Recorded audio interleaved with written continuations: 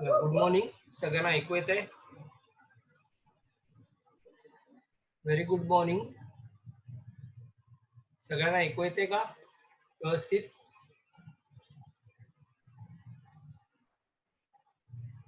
Okay. मागच्या लेक्चरला आपण सर्क्युलेशनचा topic संपवला. आता आपण बघणार आहोत त्याच चॅप्टर मधला दुसरा part, that is called respiration. Question answer आहे ते मी एकदम देतो तुम्हाला. रेस्पिरेशन संपून झालं की किंवा पुढच्या लेक्चरला देतो. काढायचे राहिलेत माझ्याकडनं. Now we start with respiration. Now you know that what is actually respiration. Now respiration is a process of biological oxidation in which the stored food is broken down step by step to release metabolically usable energy, and water vapor and carbon dioxide as a byproduct is called as respiration. बघा रेस्पिरेशनच्या process मध्ये काय होतं तर प्रत्येक sale मध्ये oxygen जातो आणि sale मध्ये असलेल्या C6H12O6 च ऑक्सिजन मुळे ऑक्सिडेशन होतं आणि ऑक्सिडेशन झाल्यामुळे म्हणजे याला आपण मेटाबॉलिक ऍक्टिव्हिटी म्हणतो. आणि मेटाबॉलिक ऍक्टिव्हिटी मध्ये तीन गोष्टी तयार होतात. एक म्हणजे एटीपी, त्याला आपण ॲडेनोसिन ट्रायफॉस्फेट असं म्हणतो, which is a source of energy. Then H2O, that is water, and CO2. So in short this is a process of respiration. Basically रेस्पिरेशनची डेफिनेशन विचारताना बरेच जण रेस्पिरेशन डेफिनेशन सांगतात inhalation of oxygen and expelled out carbon dioxide. ही definition पूर्णपणे चुकीची आहे. Inhalation of actually respiration ना 4 पार्ट मध्ये डिवाइड होतं. बघा एक एक पार्ट मी तुम्हाला सांगतो. पहिला पार्ट असा आहे की ज्यातनं आपण हवा आत घेतो, म्हणजे ज्याला आपण इनहेलेशन आणि एक्सपायरेशन म्हणतो, ज्याला श्वास आणि उश्वास असं म्हणतात. ज्या प्रोसेस मध्ये we take oxygen from the atmosphere and expelled out carbon dioxide. So inhalation of oxygen and expelled out carbon dioxide is called as breathing. त्या प्रोसेसला ब्रीदिंग म्हणतात. आता ब्रीदिंग मध्ये घेतलेला ऑक्सिजन लंग्स मधनं ब्लड मध्ये जातो. तो ब्लड मध्ये जातो म्हणजे काय, ऑक्सिजन जो आहे तो ब्लड मध्ये जाणार, ब्लड मध्ये असलेल्या HB बरोबर कंबाईन होणार, HbO2 तयार होणार. डोळ्यासमोर चित्र आणा. HbO2 तयार होणार म्हणजे ऑक्सिहिमोग्लोबिन तयार होणार. हे सेल पर्यंत जाणार. सेल मध्ये गेल्यानंतर HB बाहेर राहतो, ऑक्सिजन आत जातो सेलच्या आत. सेलच्या आत मेटाबॉलिक ऍक्टिव्हिटी होणार आणि त्यातनं कार्बन डायऑक्साईड बाहेर येणार. तो कार्बन डायऑक्साईड परत ब्लड मध्ये येऊन कार्बामिनो हिमोग्लोबिन म्हणजे हिमोग्लोबिन कंबाईन होऊन तो परत लंग्स मध्ये जाणार. सो पहिला जो पार्ट आहे ज्यात आपण ऑक्सिजन आत घेतो आणि कार्बन डाय बाहेर टाकतो, that is called as breathing. जो काय ऑक्सिजन आहे हा ऑक्सिजन ब्लड मध्ये जातो आणि कार्बन डायऑक्साईड लंग्स मध्ये येतो, that is called as external respiration. जो काय हिमोग्लोबिन ऑक्सिजन आहे तो लंग्स कडे सेल कडे जातो आणि सेल कडचा कार्बन डायऑक्साईड लंग्स कडे येतो. हा जो काय मधला पार्ट आहे that is called as internal respiration. आणि ऍक्च्युअली सेल ऑक्सिजन जेव्हा सेलच्या आत जातो, मेटाबॉलिक ऍक्टिव्हिटी होते आणि कार्बन डायऑक्साईड बाहेर पडतो, त्याला म्हणतात टिश्यू रेस्पिरेशन किंवा सेल्युलर रेस्पिरेशन. तर ही 4 स्टेप मध्ये रेस्पिरेशनची प्रोसेस होते. पहिली स्टेप आहे ब्रीदिंग, दुसरी आहे एक्सटर्नल रेस्पिरेशन, तिसरी आहे इंटरनल रेस्पिरेशन आणि चौथी आहे टिश्यू रेस्पिरेशन किंवा सेल्युलर रेस्पिरेशन म्हणतात. So in short respiration he process 4 part मध्ये डिवाइड होते. Inhalation of oxygen, expelled out carbon dioxide is called as breathing. Oxygen from the alveoli of lung enter into the blood and carbon dioxide from the blood enter into alveoli, ज्याला आपण exchange of gases असं म्हणूया, that is called as external respiration. Whatever the oxygen from the blood reach to the tissue and whatever the carbon dioxide which is formed in the tissue or cell from the to the blood and carry towards lung, that is called as internal respiration. And exactly inside the cell where the metabolic activity is going on, that is called as that is called as tissue respiration or it is called as cellular respiration. So respiration ची process 4 part मध्ये divide होते. Breathing, external respiration, internal respiration and last one is tissue respiration. आता आपण हे सगळं एक बघूया. So basically respiration म्हणजे काय? The definition of respiration is it is a biochemical process. You can say biological oxidation. It is a biochemical process of oxidation of organic compound in an orderly manner for the liberation of chemical energy in the form of ATP. ज्या process मध्ये हे biochemical process आहे, ज्या process मध्ये organic कंपाऊंडचं stepwise oxidation होतं आणि ज्यातनं केमिकल एनर्जी एटीपीच्या फॉर्म मध्ये रिलीज केली जाते. That is called as respiration. Now if you see the reaction C6H12O6 plus 6CO2 gives 6CO2 plus H2O plus 38 ATP. म्हणजे रेस्पिरेशनच्या प्रोसेस मध्ये आपल्याला 38 ATP मिळतात. The process of gaseous exchange takes place between the organism and the environment. The site of gaseous exchange is called the respiratory surface.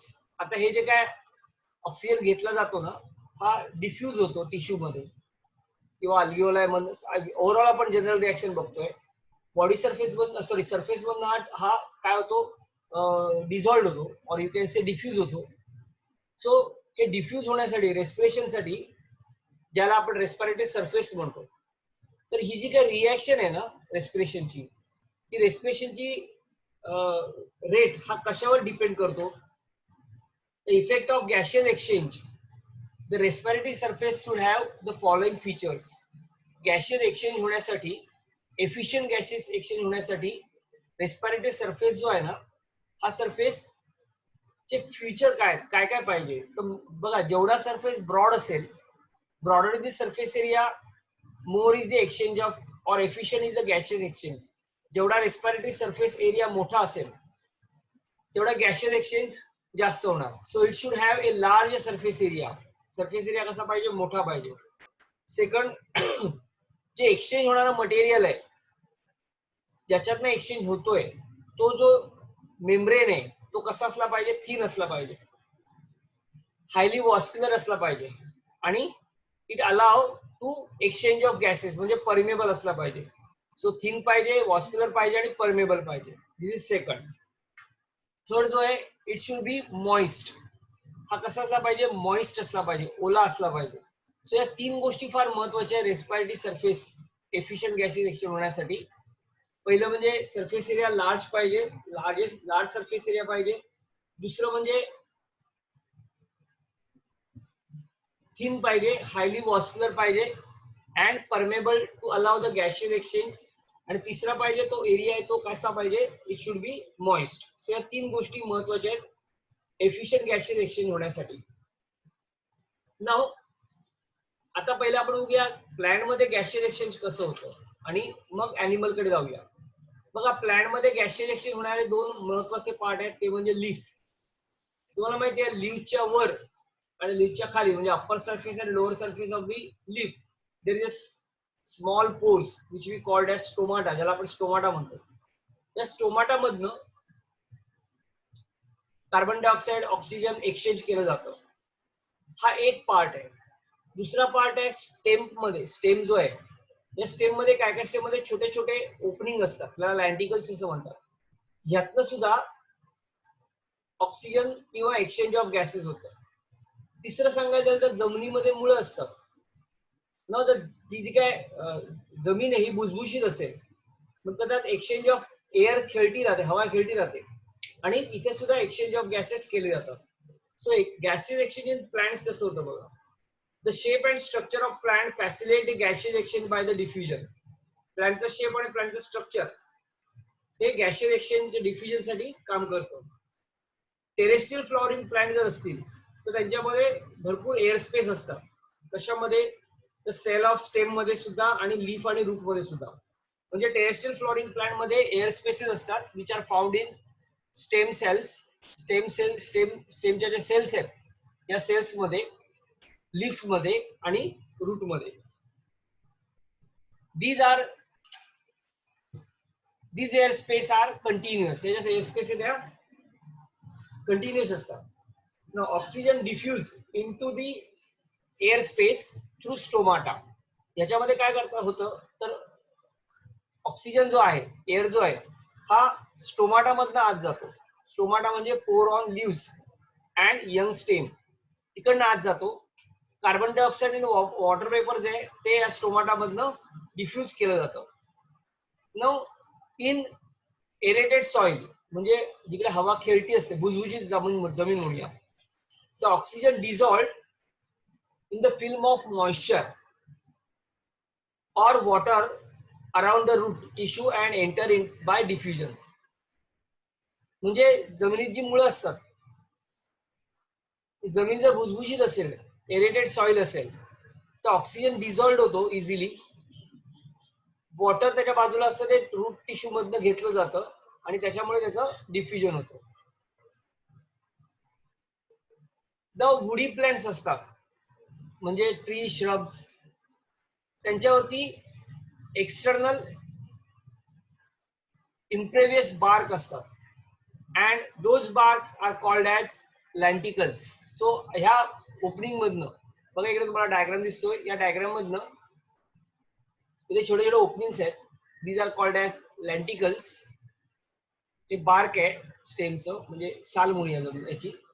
त्याच्यात हे lenticels मधनं oxygen carbon dioxide exchange of gases होतात. दुसरा जो diagram आहे त्याच्यामध्ये leaf आहे. लीफच्या आत जर आपण बघितलं तर छोटे छोटे पोर्स असतात. That pores are called as stomatal pores. त्याला स्टोमाटा असं म्हणतात. या स्टोमाटा मधनं ऑक्सिजन आत जाऊन कार्बन डायऑक्साईड म्हणजे थोडं एक्सचेंज ऑफ गॅसेस लिव्स मध्ये असे होतात आणि स्टेम मध्ये असे होतात. So this is nothing but the respiration in plants. Plants मध्ये अशा प्रकारचं रेस्पिरेशन केलं जातं. Now the respiratory surface differ in various animals. So आपण प्लांट मधलं रेस्पिरेशन बघितलं. काही डाऊट आहे याच्यामध्ये? Any doubt as far as plant respiration is concerned?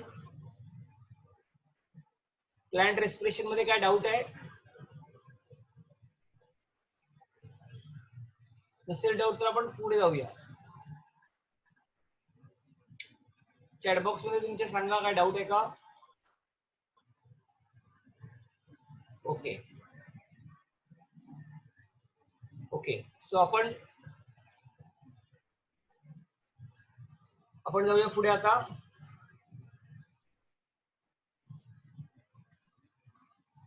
Animals मध्ये. Now respiratory surface differ in various animals. Basically ना एनिमल्स मध्ये surface, animals मध्ये ना जे रेस्पिरेटरी सरफेस आहे ते प्रत्येकाकडे वेगवेगळे आहेत.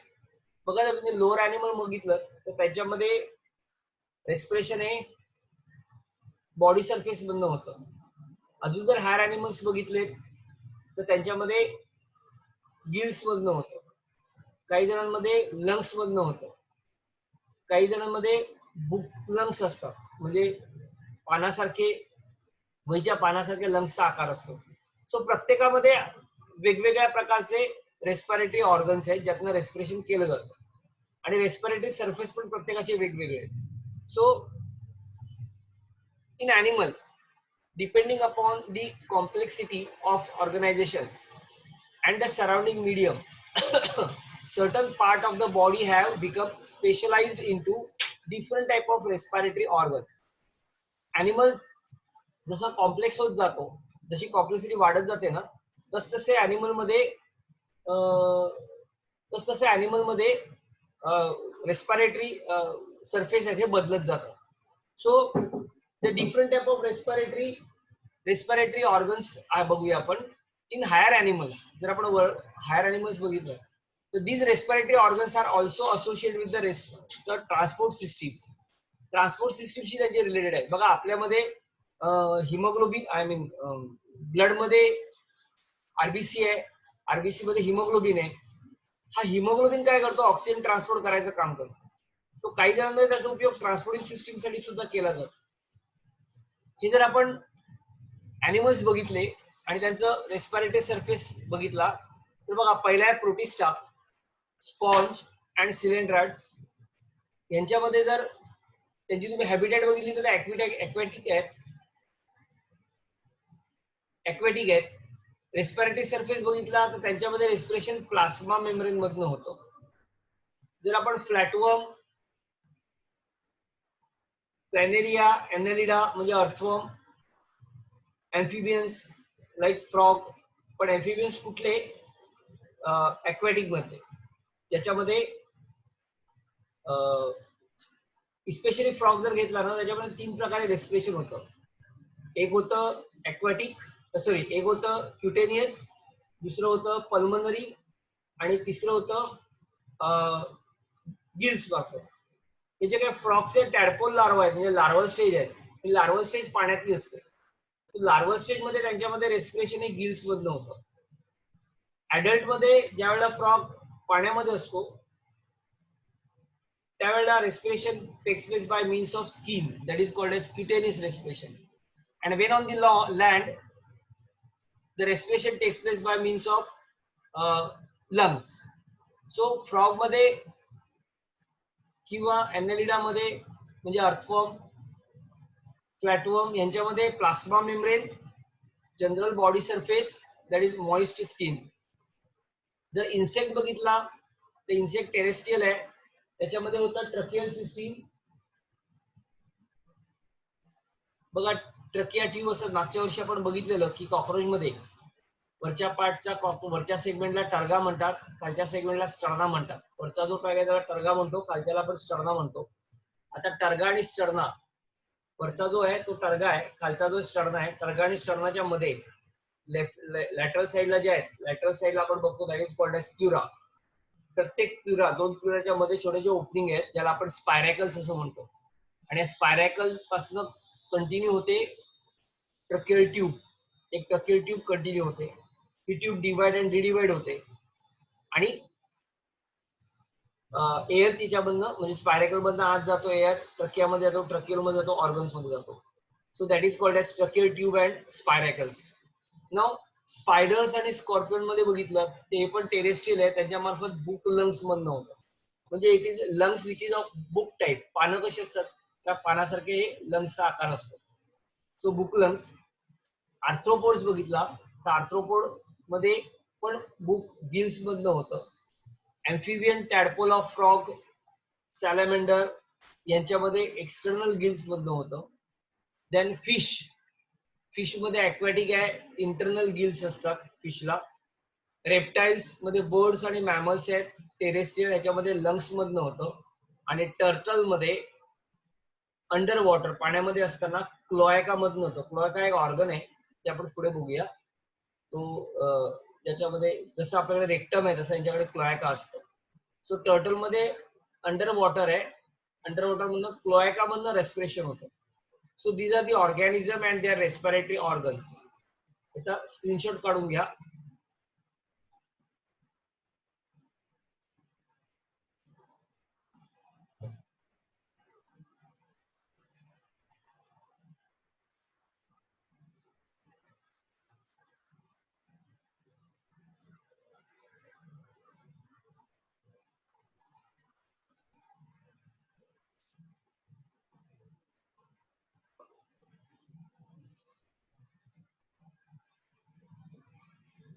ओके.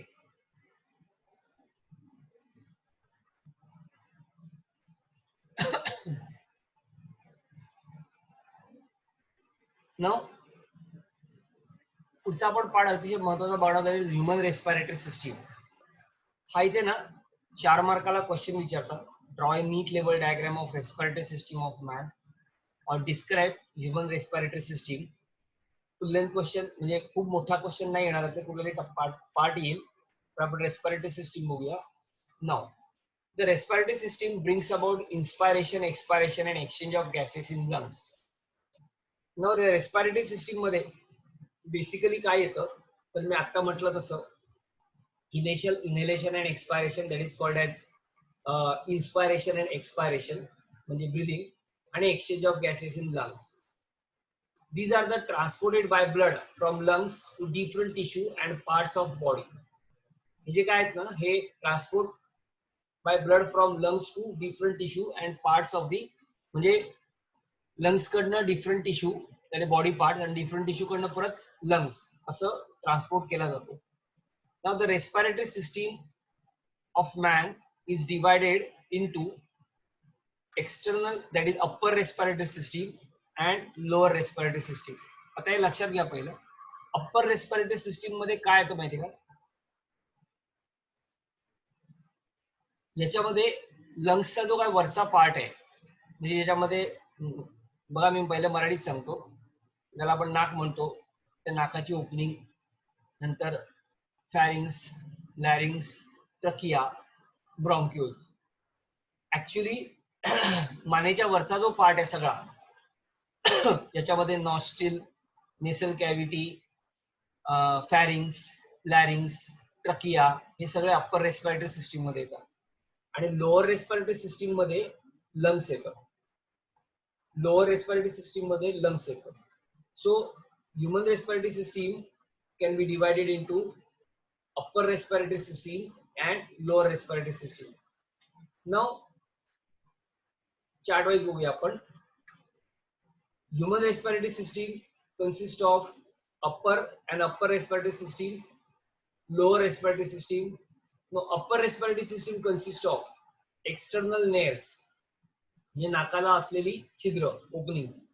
Then nasal cavity, म्हणजे नाकाची कॅव्हिटी. Then internal nares, म्हणजे नाकाची मागचं भोक, आपण पुढे बघूया काय ते. Then nasopharynx. Then nose, throat, associated structure, हे सगळं अप्पर रेस्पिरेटरी सिस्टीम मध्ये येतं. लोअर रेस्पिरेटरी सिस्टीम मध्ये काय येतं तर लॅरिंग्स, ट्रकिया, ब्रॉन्काय, ब्रॉन्क्युल्स आणि lungs. So lower respiratory system मध्ये येतं लॅरिंग्स, ट्रकिया, ब्रॉन्काय, ब्रॉन्क्युल्स आणि लंग्स. लॅरिंग्स म्हणजे ज्याला आपण मानेच्या थोडासा वर भाग असतो, वरचा पार्ट आहे फॅरिंग्सचा आहे, त्याच्यानंतर लॅरिंग्स तयार होतं. लॅरिंग्सच्या नंतर खालचा एक ट्यूब तयार होते. बघा लॅरिंग्सच्या इकडे ना बायफर्गेशन असतं.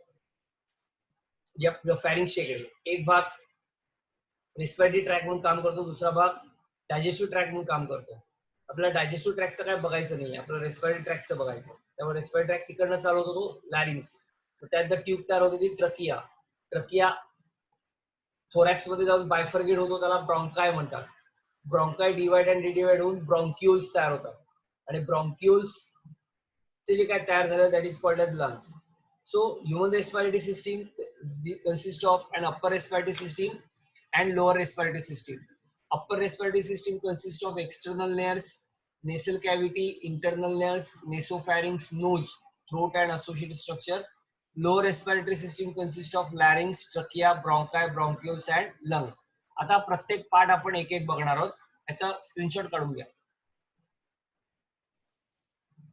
हे पुस्तकात असं डिवाइड करून दिलेलं नाही हा, वेगवेगळं कळायला सोपं पडेल.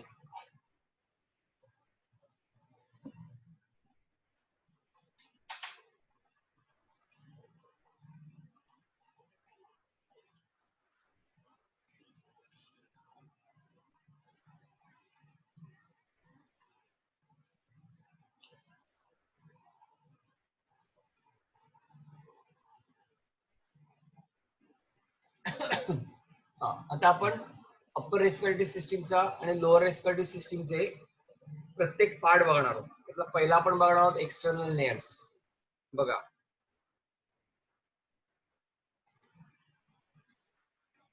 now an upper respiratory system having external layers, nasal cavity, internal layers, nasopharynx, nose, throat and associated structure. The lower respiratory system refers to the larynx, trachea, bronchi, bronchioles and lungs. Now see, this is the respiratory system काढली आपण. बघा ह्याच्यामध्ये mouth आहे, माउथच्या वरच्या पार्टला nostril म्हणतात. नॉस्ट्रिलच्या नंतरची जी नेसल cavity आहे, नेसल कॅव्हिटीच्या नंतर हा पार्ट आहे फॅरिंग्सचा. फॅरिंग्स नंतर इकडे येतं लॅरिंग्स. लॅरिंग्स कंटिन्यू होतो आणि ट्रकिया तयार होतो. ट्रकिया हे ब्रांच होतात, बरोबर, हे दोन लंग्स मध्ये घुसतात. हाय राईट मेन ट्रकिया एंटर होऊन ब्रॉन्काय तयार होतं, एकाला ब्रॉन्कस म्हणतात. हे राईट ब्रॉन्कस आहे मेन, हे लेफ्ट ब्रॉन्कस आहे. इकडनं रिब्स झालेत बघा सगळे. हा जो खालचा पार्ट दिसतो हा डायफ्रॅमचा आहे, याला डायफ्रॅम म्हणतात. रिब्स आहेत, हा लेफ्ट लंग्स आहे, हा राईट लंग्स आहे. आता आपण प्रत्येक तुकडा तुकडा बघणार आहोत. म्हणजे पहिला नेसल कॅव्हिटी, नॉस्ट्रिल बघणार आहोत. तर डायग्राम काढून घ्या, डायग्रामचा हे काढून घ्या स्क्रीनशॉट.